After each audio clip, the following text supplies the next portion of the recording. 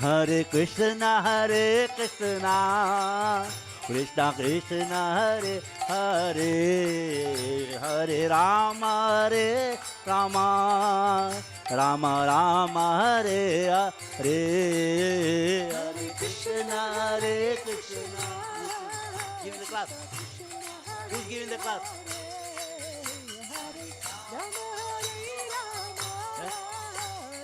It's coming. Hare Krishna, Krishna Krishna, Hare Hare, Hare Rama, Rama Rama, Hare Hare, Hare Krishna, Krishna Krishna, Hare Hare, Hare Rama,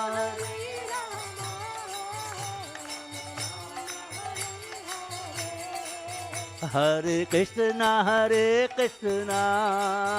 Krishna Krishna, Hare Hare, Hare Rama, Rama Rama, Hare Hare, Hare Krishna, Hare Krishna, Krishna Krishna, Hare Hare, Hare Rama, Rama Rama, Hare Krishna, Hare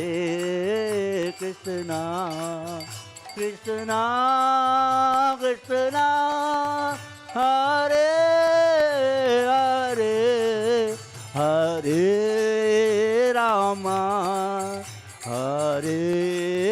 Rama, Rama Rama, Hare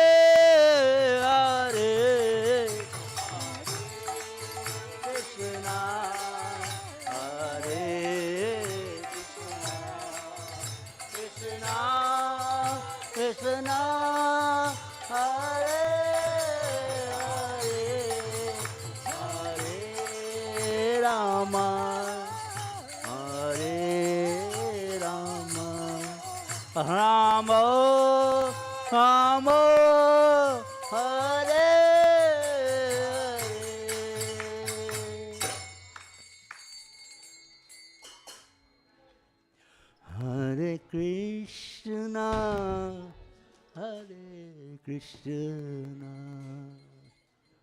Krishna Krishna, Hare Hare,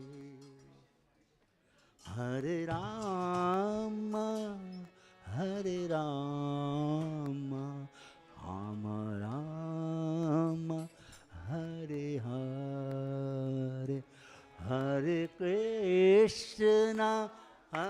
Krishna, Krishna Krishna, Hare Hare, Hare Rama, Rama Rama, Hare Hare, Hare Krishna, Krishna Krishna, Hare Hare, Hare Rama, Rama Rama, Hare Hare, Krishna, Krishna Krishna,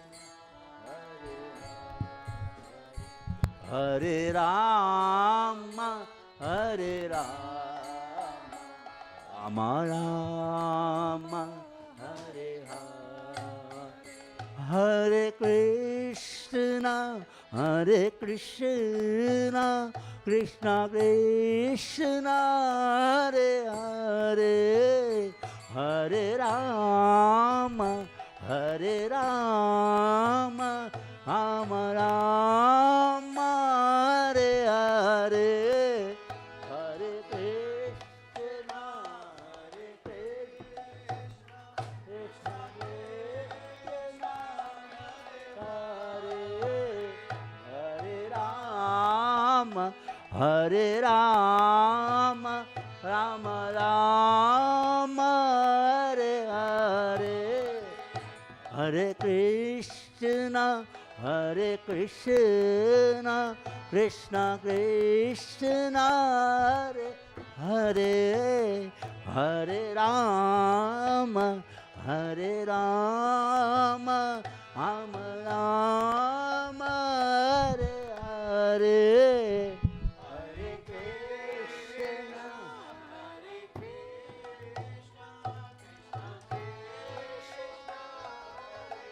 Hare Hare Rama, Hare Rama, Rama Rama, Hare Hare.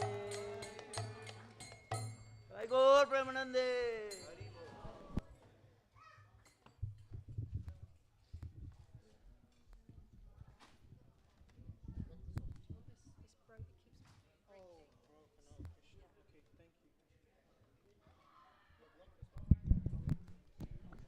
Hare Krishna. Okay, so who was here for Janmashtami? Put your hand up if you were here for Janmashtami. Haribo! Okay, who can tell me what's happening this Wednesday? Radhashmi, okay, very good, very good. So, who's the boss? Is it Krishna or is it Radharani? Radharani is the boss, okay. Okay, well, in Vrindavan, they say, Krishna, he's okay, but they say Radharani is the boss, So, Krishna is known as Madan Mohan, but Radharani is known as Madan Mohan Mohini.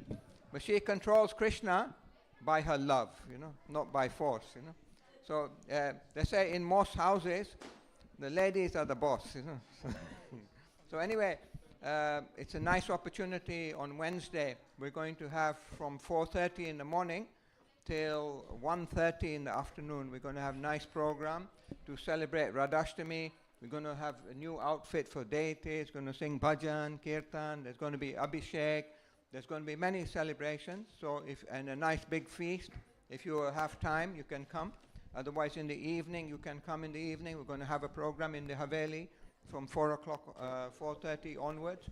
So please participate. And also, if you live far away or you're working or you're looking after kids, you can't come, then in your own home, you put a picture of Krishna, of Radharani, and you do some prayers, offer them some flowers, offer them some fruit, and remember them, and also pray to Srimati Radharani, please make me a nice devotee of Krishna. So Radharani, she's very kind, she's very merciful, Krishna sometimes is a bit stubborn, but Radharani is okay, Okay. So now we have, are you giving the class? Karan, okay. So now we've got a Bhagavad Gita class for the next 50 minutes. At 7 o'clock there will be Aarti. So Karan Prabhu and Bishal Prabhu, they are in the ashram, Brahmachari ashram. So if any of you want to donate a son for the temple, you can come and see them afterwards, They'll ready to have a few more brahmacharis in the ashram. So Karan Prabhu is going to share some message from Bhagavad Gita with you today. And he's very clear, very nice speaker, and he gives very nice katha. So if we can please pay some attention. And also he loves it when you ask him some questions, you see. That keeps him on his toes. Okay? So Karan Prabhu, please come. Hare Krishna.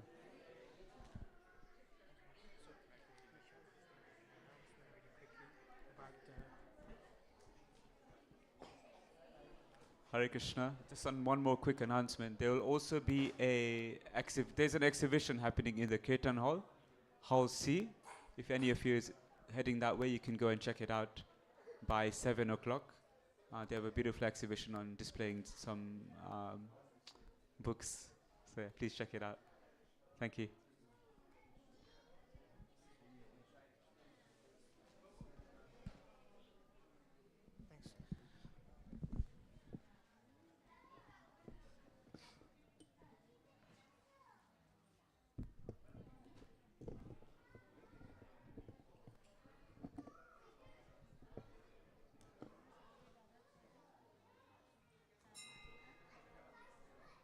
Hare Krishna. A little louder, please. Hare Krishna. So thank you everyone for coming to Bhaktivedanta Manor this wonderful Sunday afternoon. So we'll be discussing some philosophy today, and before we begin, it's customary to sing this wonderful song known as Jai Radha Madhav. It's called Jai Radha Madhav because the first line is Jai Radha Madhav. Put your hands up if you've heard of this song before. Okay, so a good handful. It's a very simple song, so even if you don't know it, don't worry. No cause for stress. It can easily be followed. It's usually sung in a call and response fashion, and so I'll sing first, and then the idea is that you can repeat like that, and then we move on to the next line, and then I sing the next line, and then you repeat. So please do join in wholeheartedly. We encourage everyone's participation.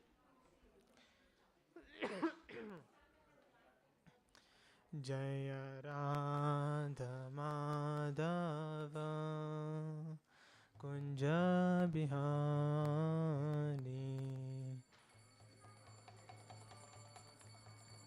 Radha Bihari Jaya Radha Madhava Kunja Bihari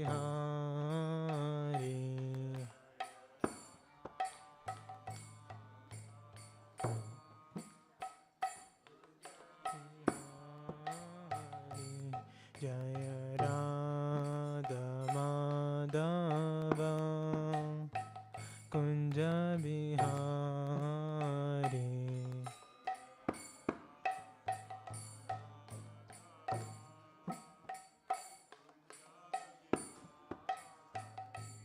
Jaya Radha Madhava Kunja Bihari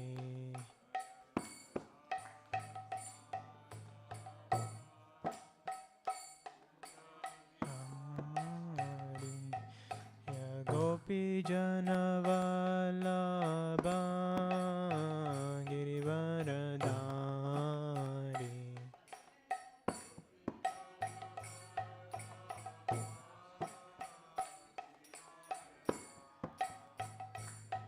Ya Gopi Janavalabha Girivaradari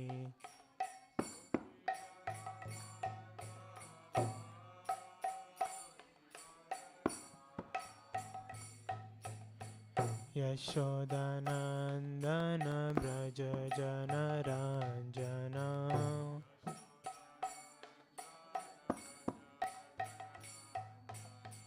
Yashodanandana Braja Janaranjana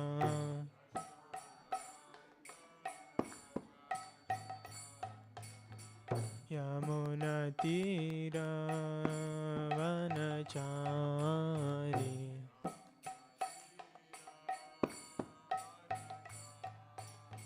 Yamunatira Vanachari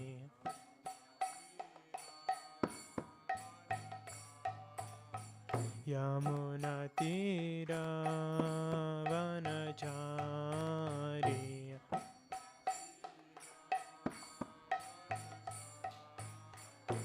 Jaya Radha Madhava Kunja Bihari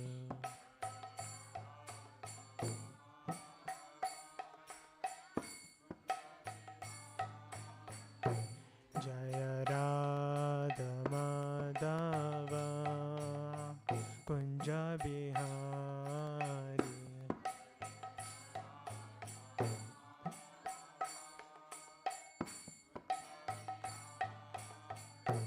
Jaya Gopi Janavalabha Girivaradari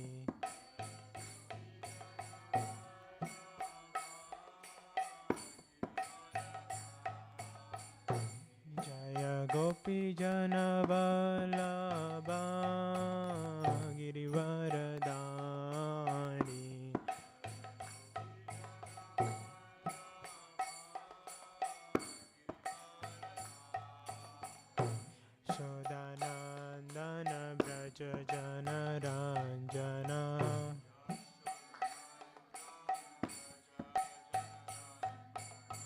Yashodanandana Braja Jana Ranjana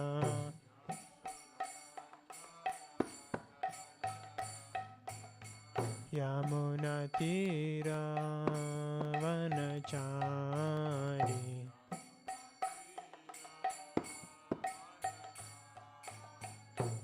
Yamunatira Vanachari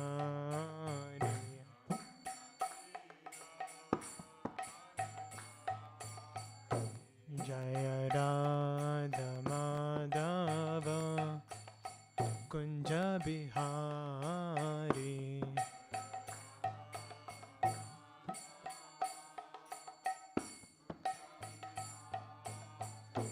Jaya Gopi Janavanabha Girivaradari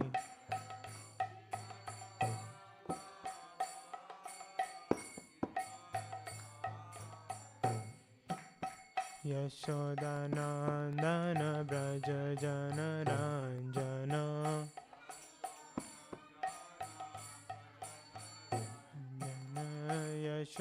Yashodanandana Braja Jana Ranjana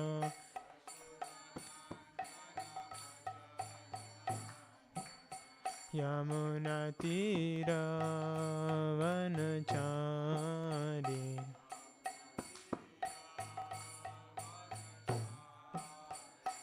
Jaya Radha Madhava Jabihari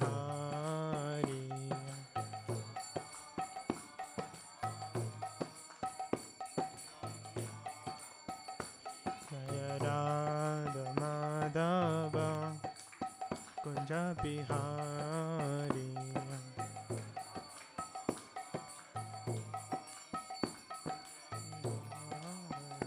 Jaya Gopi Jana Vallabha Varadari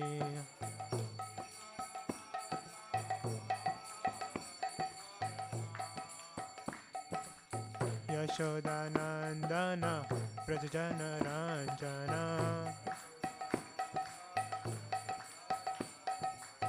Yashodanandana Prajajana Ranjana Yamunatira Vanachari Jaya Radha Madhava Jabihari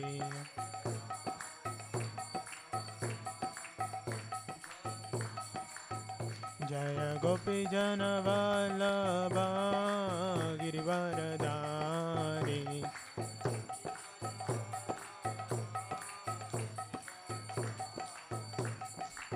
Yashodanandana Braja Jana Ranjana Yamunatira Vanachari Jaya Radha Madhava Kunja Bihari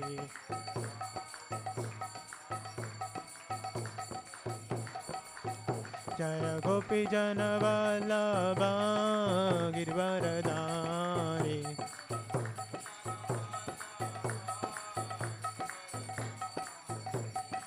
Yashodanandana Braja Jana Ranjana Yamunatira Vanachari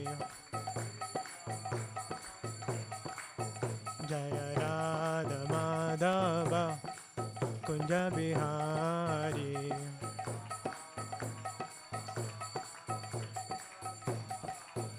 Jaya Radha Madhava Kunja Bihari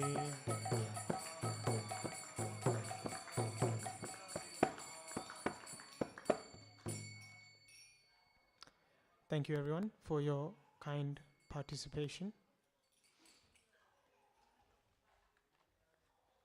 Thank you Bishal Prabhu for playing kartals so nicely. So before we begin, as is customary, we'll recite the invocation. just don't worry if you don't know the invocation. It's nothing suspicious, just to invoke auspiciousness. If you know the words though, you can follow along. Om Ajnanatimirandasya Jnananjana Shalakaya Chakshurunmilitam Yena Tasmai Shri Gurave Namaha Shri Chaitanya Manobhishtam Stapitam Yena Bhutale Swayam Rupa Kadamahyam Dadati Swapadantikam Vandeham Shri Guru Shri Yuta Padakamalam Shri Gurun Vaishnavamscha Shri Rupam Sagrajatam Sahagana Lalita Shri Vishakanvitamscha He Krishna Karuna Sindhu Dina Bandhu Jagatpate Gopesha Gopika Kanta Radha Kanta Namostute Tapta Kanchana Gaurangi Radhe Vrindavaneshwari Rishabhanu Sute Devi Pranamami Hari Priye Vanchakalpatarubhyascha Kripa Sindhubhya eva cha Patitanam Pavanebhyo Vaishnavebhyo Namo Namaha Jai Sri Krishna Chaitanya Prabhu Nityananda Shri Advaita Gadadhara Shivasadi Gaura Bhaktavrinda Hare Krishna Krishna Krishna Hare Hare Hare Rama Rama Rama Hare Hare. So today we are discussing this book or part of this book called The Nectar of Instruction. It looks a little bit like this. If the cover is not the same, at least the title will be The Nectar of Instruction. An authorized English presentation of Srila Rupa Goswami's Sri Upadesh Amrita by His Divine Grace Abhay Charanaravinda Bhaktivedanta Swami Srila Prabhupada. Srila Prabhupada ki jai.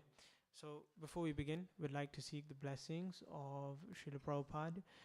We'd like to seek the blessings of Shri Shri Radha Gokulananda, Shri Shri Sitaram Lakshman Hanuman, Shri Shri Gaunitai. We'd like to also seek the blessings of all the Vaishnavas assembled today, so we may be able to speak something from this wonderful book. Who here has heard of this book called Nectar of Instruction before? Just raise your hands.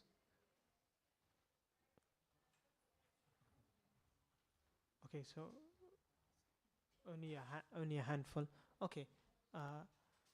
Has anyone heard of Rupa Goswami before?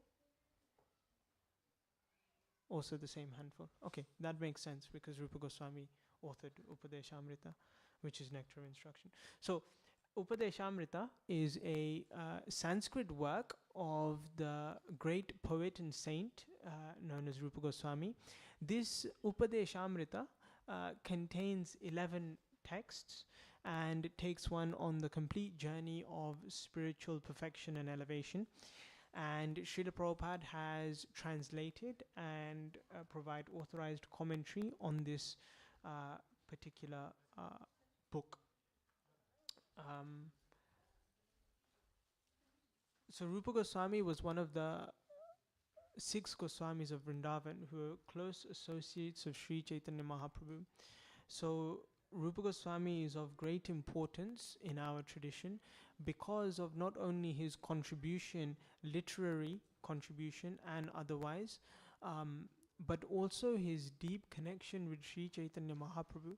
It is said that out of the 6 Goswamis, Rupa Goswami is considered the foremost because he perfectly understood the mind of Sri Chaitanya Mahaprabhu.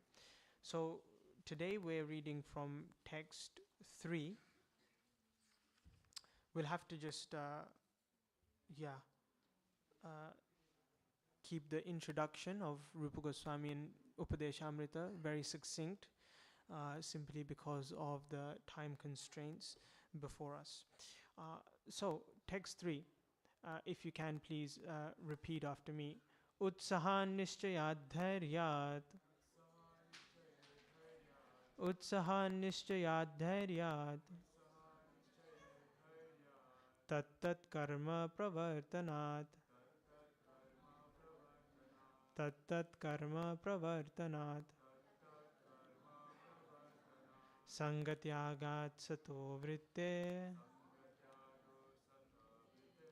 संगत्यागात् सतो वृत्ते षड्भिर्भक्ति प्रसिद्ध्यति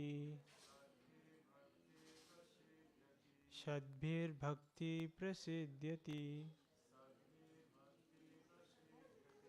So translation. There are 6 principles favorable to the execution of pure devotional service. 1. Being enthusiastic. 2. Endeavoring with confidence. 3. Being patient.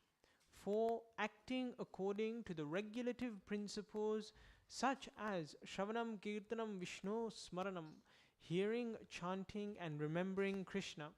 5. Abandoning the association of non-devotees. And 6. Following the footsteps of the previous acharyas. These 6 principles undoubtedly assure the complete success of pure devotional service. So today I have been requested to discuss the purport, only a certain part of the purport. So I've been asked to discuss paragraphs 13 and 14. So we'll just read those paragraphs. Devotional service means transcendental activities. On the transcendental platform, there is no contamination by the 3 modes of material nature. This is called Vishuddha Sattva, the platform of pure goodness, or goodness free from contamination by the qualities of passion and ignorance.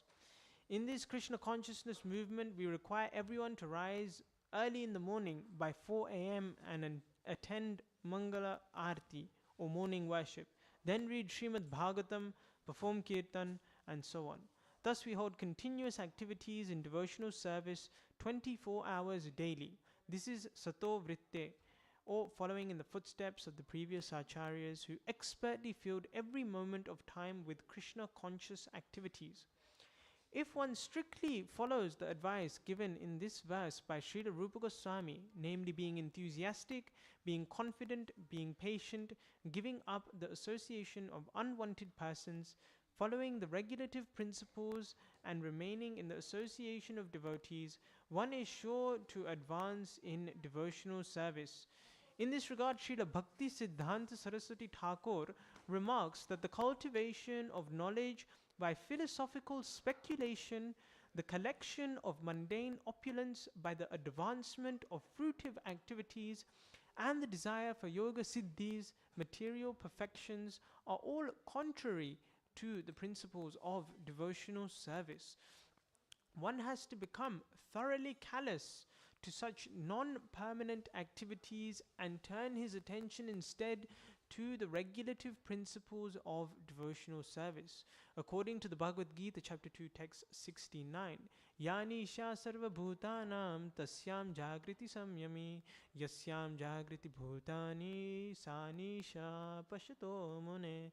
What is night for all beings is the time of awakening for the self-controlled. And the time of awakening for all beings is night for the introspective sage.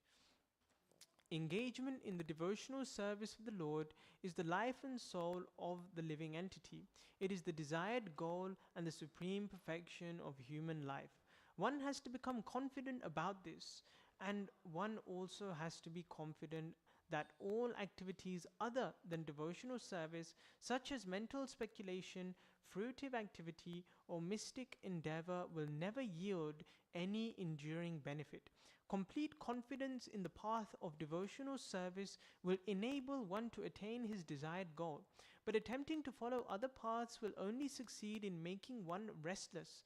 In the 7th canto of the Srimad Bhagavatam, it is stated, one must be calmly convinced that those who have given up devotional service to engage in austerities for other purposes are not purified in their minds despite their advanced austerities, because they have no information of the transcendental loving service of the Lord.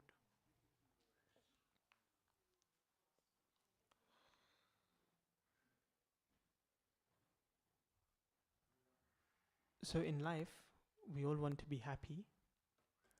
And the following is not a shoulder exercise, but raise your hands if you want to be happy in life.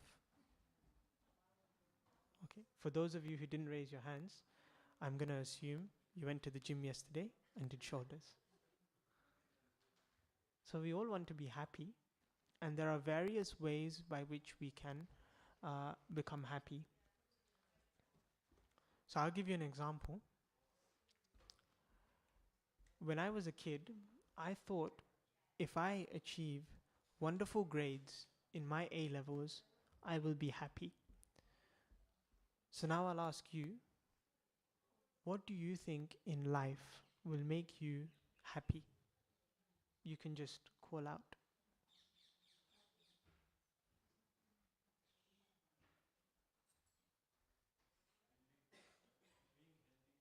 Being healthy. Okay, good. Inner peace of mind will make you happy. And satisfaction. Satisfaction in what? In everything. Okay. Okay. Anything else? Yes, Bisha. Being free from the mind. What do you mean? Not being controlled by the mind. Okay. Okay. Not letting the mind control you. Okay, good. Yes. Dovetail all your activities to Krishna. That will make you happy. Good. Krishna Bhakti will make you happy.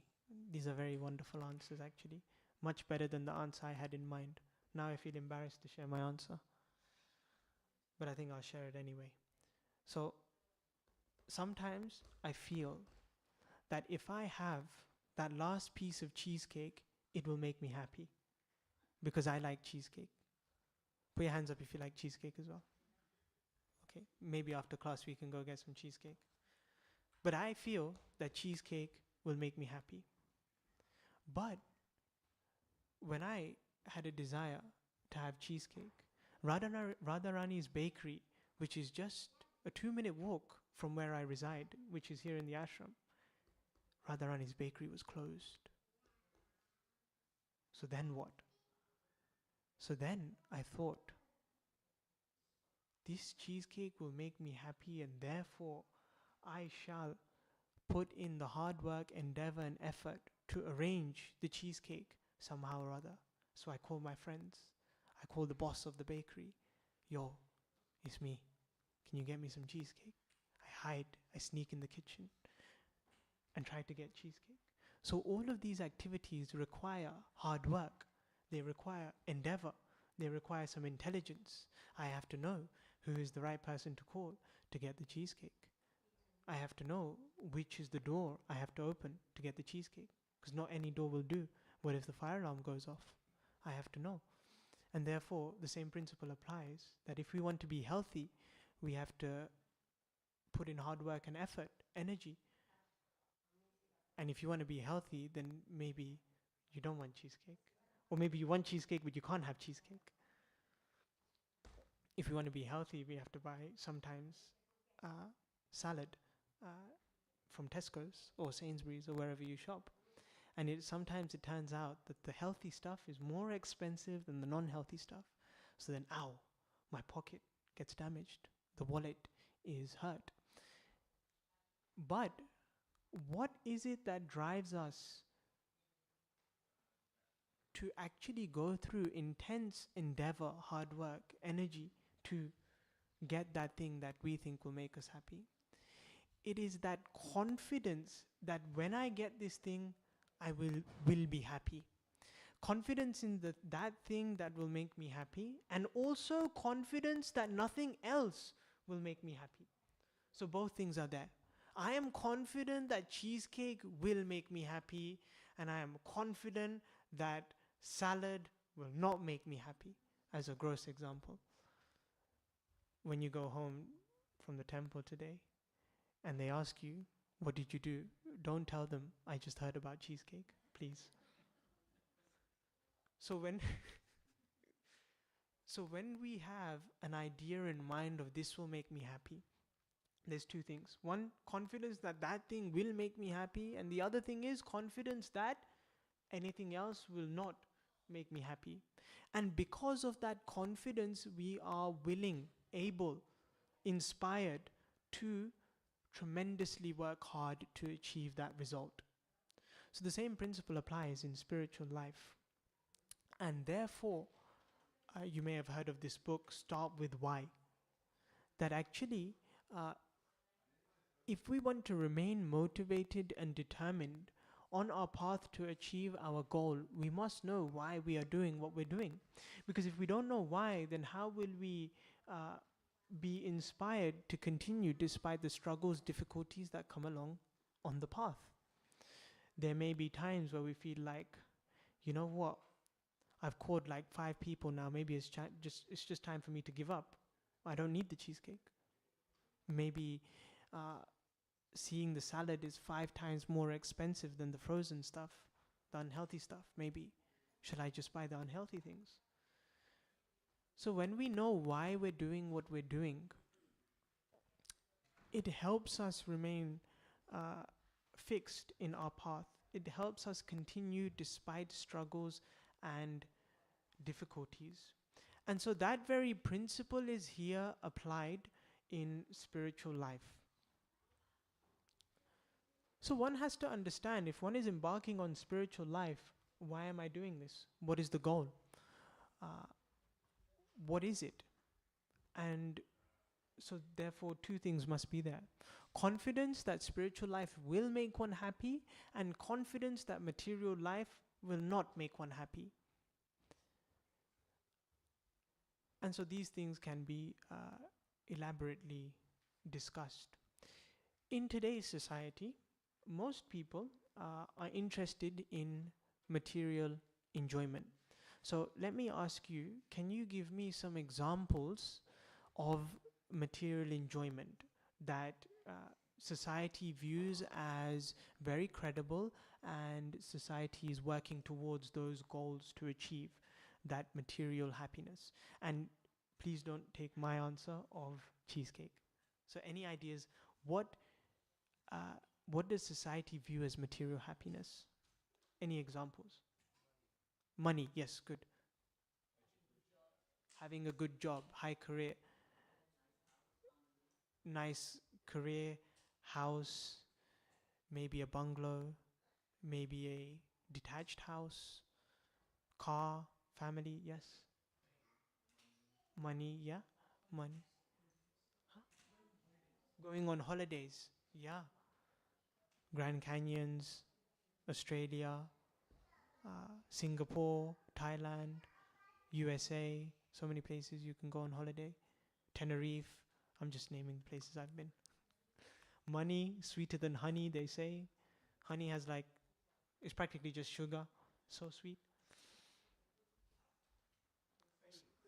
Sorry? Fame. Yeah, like I have 300 followers on Instagram, but I want 300 million. How will I get that? I don't know either. Yeah, fame. These things will make us happy. Materialists think. And education, yeah. Yeah, like I want 3 A stars for A levels. That's the only thing that's going to make me happy. I want a first class degree. I will not settle for anything less. That is what will make me happy. Now, if I ask you, and all of these answers are spot on. Now, if I ask you, a spiritualist, what will make a spiritualist happy? What is their goal in comparison to the materialist?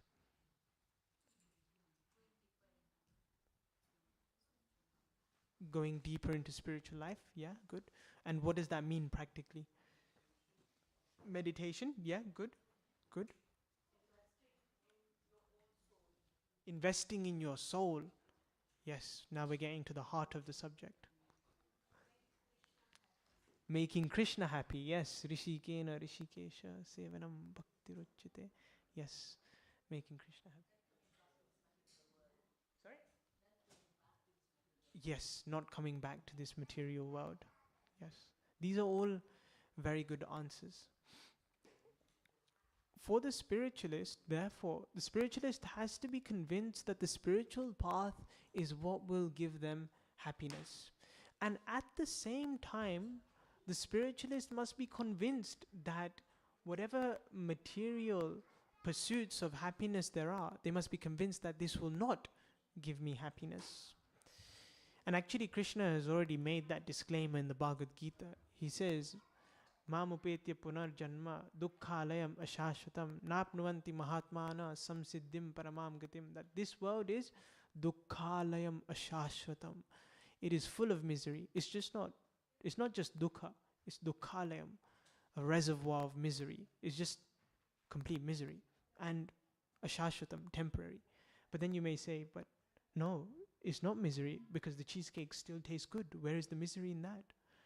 So, yeah, we won't go into exactly that right now. But the spiritualist is convinced that this is not a place where I will actually find substantial, lasting pleasure and happiness. Therefore, this verse is quoted in this purport. Yanisha sarvabhutanam tasyam jagriti samimi yasyam jagriti bhutani sa nisha pashyato mune. That what is night for all beings is the time of awakening for the self-controlled. And the time of awakening for all beings is the night for the introspective sage. And therefore, what a materialist considers day, and by day what we mean is a time where their attention and energy is dedicated to that subject matter. So the materialist dedicates the time, energy, resources and intelligence in gratifying their senses, in achieving material objectives that only give the body happiness but deprive the soul of nourishment. For such a materialist, the attention energy is invested in that.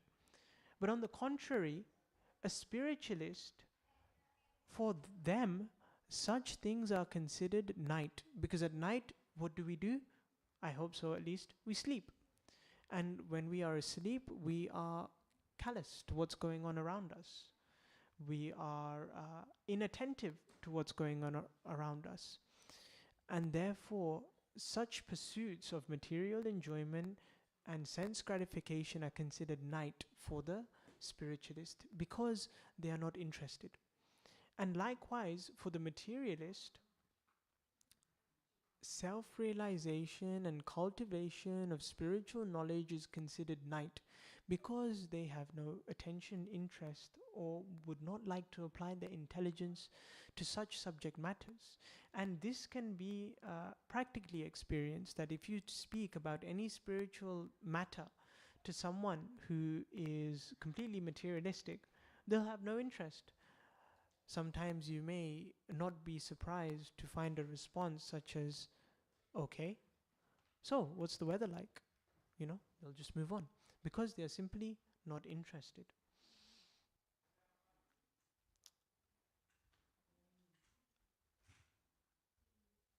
So maybe at this point I'll ask if there's any questions or comments.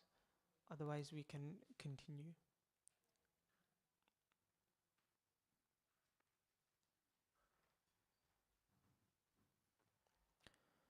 Okay, so I think we'll resume.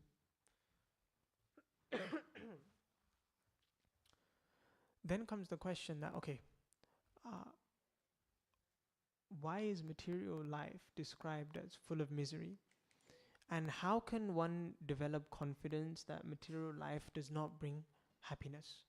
Because maybe if we ask ourselves that what are my goals and objectives, we may, just maybe, find that some of these goals and objectives are material. And that is no surprise. So these goals and objectives we have, they may provide some happiness. And that is also accepted.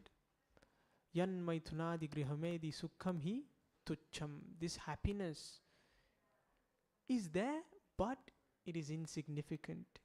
In magnitude, it is minuscule. Sometimes we don't know when something is small if we've only experienced the small. The example is given of a frog in a well. The frog in a well is restricted by his observation to just the water contained in that reservoir of water, the well. If one is to describe to the frog the expansive ocean and vast body of water that is present outside his scope of vision, he simply cannot imagine and understand. He just can't accept it. It's just beyond his mind. And so sometimes what happens is, because we have an experience of some happiness, we feel that this is great. Just as the frog may feel that the water in my well is great, but we have no experience of the vast ocean of water or happiness that may be available. So there are 4 defects in material happiness. You ever been to a shop and you like try and buy like a bag or something and the stitching is wrong, and you go back to the shop and it's like, yo, what's going on? There's a manufacturing defect. Has anyone ever had that experience? Sometimes, yeah. And you go to the shop and you complain, right? So life is like that. We're here with a manufacturing defect. And what is that manufacturing defect? The first thing is that material happiness is temporary. So yes, I may have that cheesecake and it tastes wonderful now, but in 5 minutes time, what will happen? The taste is gone. My belly is full. I want more, but I cannot, because my belly is full.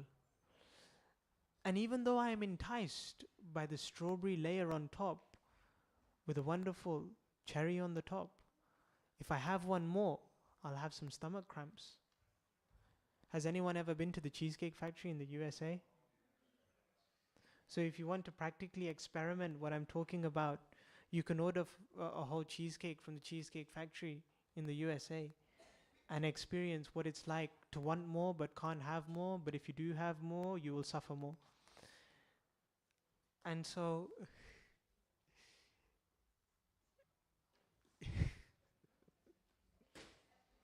and so even though it can give us happiness, is temporary. And even though it does give us happiness, it doesn't come without side effects. To get a cheesecake, I have to buy a cheesecake. To buy a cheesecake, I need money. To make money, I need to work hard. So, blood, sweat, and tears have to be shed for some material happiness. Cheesecake does not require much money. Unless you're a child, then you may require quite a few weeks of pocket money. But for other dreams, ambitions, goals, house, car, Audi R8, we may require a lot more money, a lot more time, energy, years, promotion, savings. Put money in savings account now, the rates are high. 5-year fix, perhaps, I don't know. So a lot of hard work, energy is required. And a lot of that energy spent is a cause of difficulty, distress, uncomfort. We may not like to, but we may feel driven to. And so one, it's temporary. Another thing is that it doesn't come without side effects. Third thing is, sometimes it doesn't meet our expectations. Like for example, when you go for Ben & Jerry's ice cream and your friend suggests you, oh yeah, get this flavor, and they hype it up. You know, like sometimes in your friend circles, you have that one person who's like the hype person who just like, just hypes up everything, even though it's not really that like great. They just make it out to be so great. So they make it out to be so great, and then you get hyped up as well because the hype man is hyping it. And so you get excited and you're like, oh yeah, it's gonna be great, it's gonna be great. And then you're all like fired up, and you go to Ben & Jerry's and you get that particular flavor of ice cream, and then you try the ice cream, and then it's like, okay, wait, hold on. It wasn't really that great. I was excited for no reason. And then you feel embarrassed, and then you feel disappointed. Then you feel like, oh, I just wasted my money on this. And then you feel like, where is that friend? Bring him here. Let me complain to him. And so we think that yes, this thing will bring me great happiness. But when it does come, it doesn't really bring us as much happiness as we expected. And the other thing is that when we endeavor for material happiness,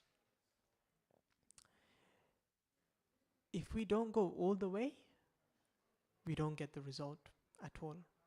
I'll give you an example. If you're working towards a promotion, right, and you put in 75% hard work, energy, effort, endeavor, blood, sweat, and tears, you put that in. But it turns out you don't get a promotion and you don't get a raise of 10K. 10K raise was for the taking. Now, but you put in 75% of effort, hard work, energy. So you may claim, but 75 belongs to me. Percent belongs to me. Because I put in the time, energy, effort. Therefore, I should get 7.5K raise. But that's not how it works. If you don't get the promotion, you'll get no raise. So even though I put in all that effort, energy, I still leave with a sour taste in my mouth because I didn't get 7.5K like I feel I deserve. But rather, I got 0K. And that's just salt on the wounds that you didn't get the promotion. And therefore, material life is simply more and more salt on our wounds. On the contrary, spiritual life brings happiness. It brings happiness because it addresses the root problem. Our identity, our core identity is of a spiritual nature. When we talk about identity, we may consider various aspects and factors such as name, occupation, place or where I'm from, or height, size, religion, caste, creed, many different things we may consider. And these may be valid to a certain extent, but there is also a hierarchy of identity. And on the topmost level on that ladder of hierarchy is the spirit soul. Because the spirit soul is Najayate mriyate va kadachin nayam bhutta bhavita va nabhuya ajo nitya shashvato yam purano na hanyate hanyamane sharire. That this soul, it has not come into being, will not come into being, and does not come into being. That is not true for the body. There was a time when you were born. You and I may not remember, but we have parents and they remember. We may have children. Our children may not remember their birth, but the parents definitely do.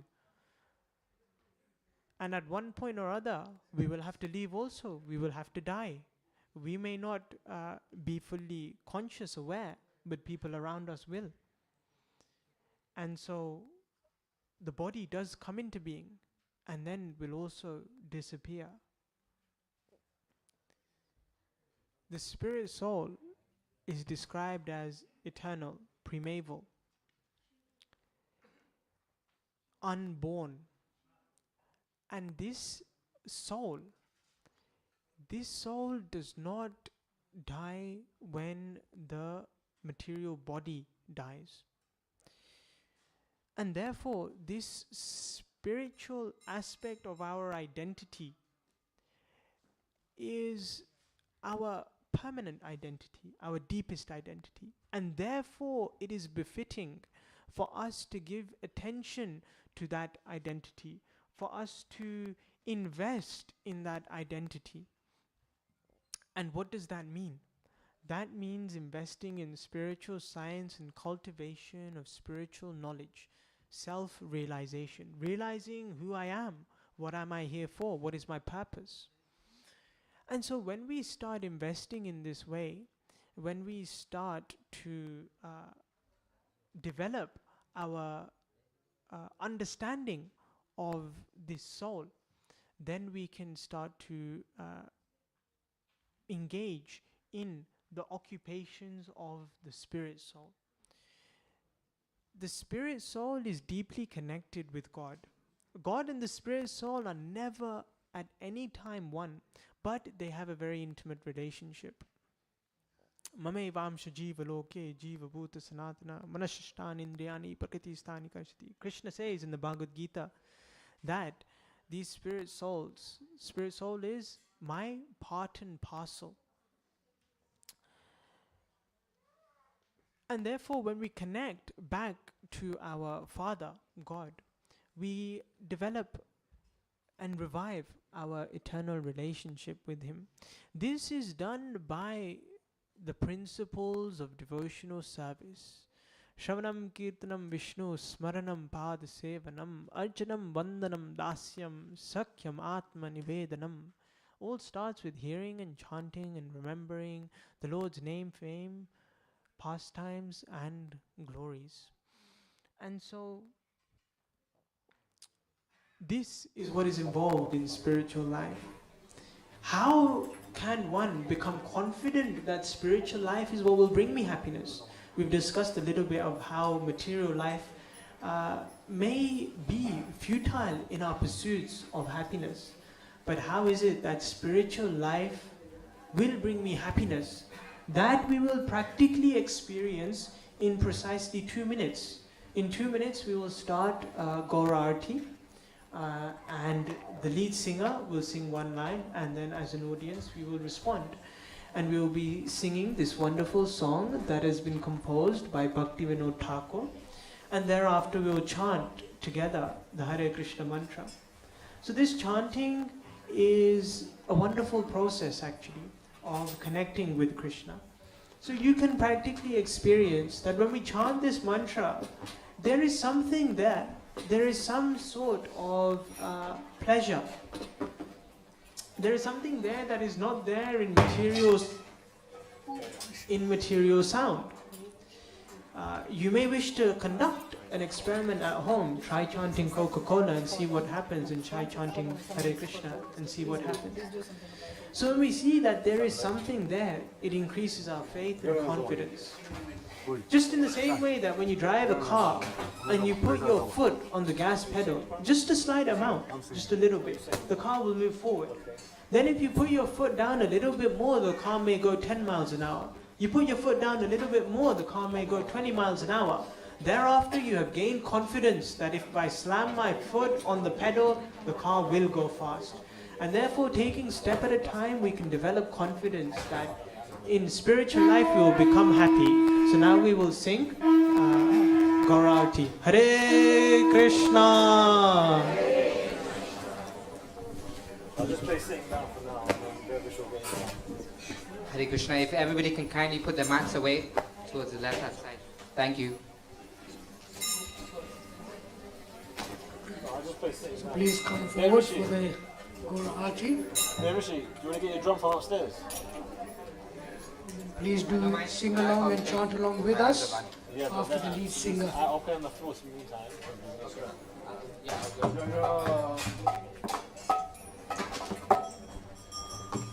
Jaya Radha Gokula Nanda Radha Gokula Nanda Radha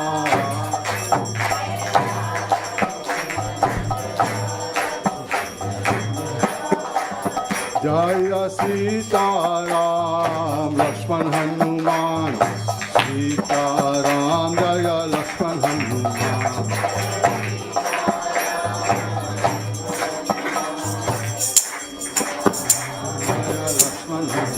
Jaya Gora Nitai, Gora Nitai, Gora Nitai, Jaya Gora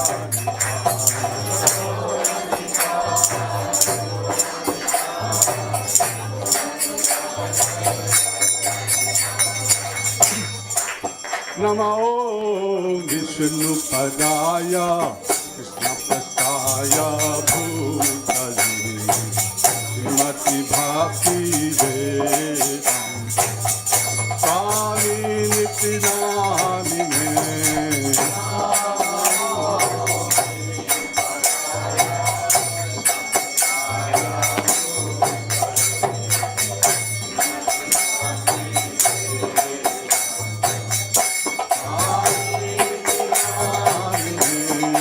Namaste